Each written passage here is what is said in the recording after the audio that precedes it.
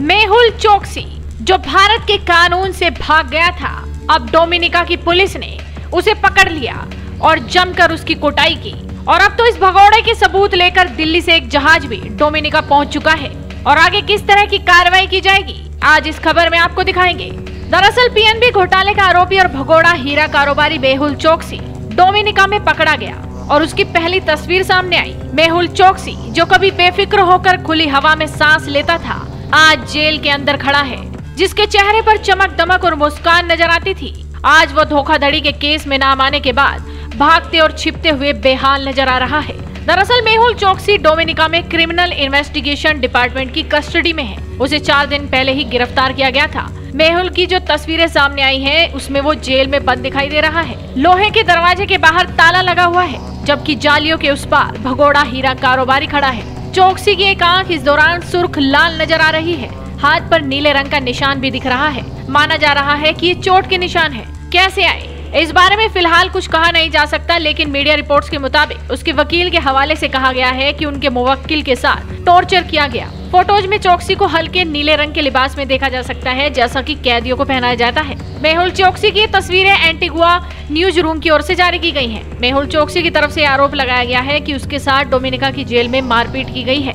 इसी बीच डोमिनिका के Douglas Charles airport पर दिल्ली से रवाना हुआ एक विमान लैंड हो चुका है। इसके बाद से अटकलें तेज हो गई है कि मेहुल चोकसी को लेने के लिए विमान भेजा गया है, क्योंकि एंटीगुआ के प्रधानमंत्री गैस्टन ब्राउन ने भी एक रेडियो स्टेशन के साथ एक साक्षात्कार में इस बात की पुष्टि कर दी है कि भारत सरकार ने अदालत के दस्तावेजों के साथ डोमिनिका के लिए एक जेट भेजा है और यह दस्तावेज साबित करेगा कि मेहुल चोकसी भगोड़ा है।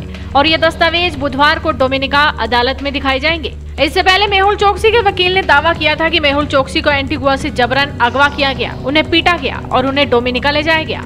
इस पूरे मामले पर मेहुल चोकसी के वकील विजय अग्रवाल का बयान भी सामने आया। उन्होंने कहा कि मेरे क्लाइंट एक इंसान है, कोई मोहरा नहीं है कि उन्हें कोई भी अपनी मर्जी से शतरंज के खेल की तरह घुमाते रहे। मेरा स्टैंड सही साबित हुआ। मैं एंटीगुआ की यूनाइटेड प्रोग्रेसिव पार्टी के बयान की प्रशंसा करता हूं कि एंटीगुआ को अपने हर नागरिक के अधिकारों की रक्षा करनी चाहिए।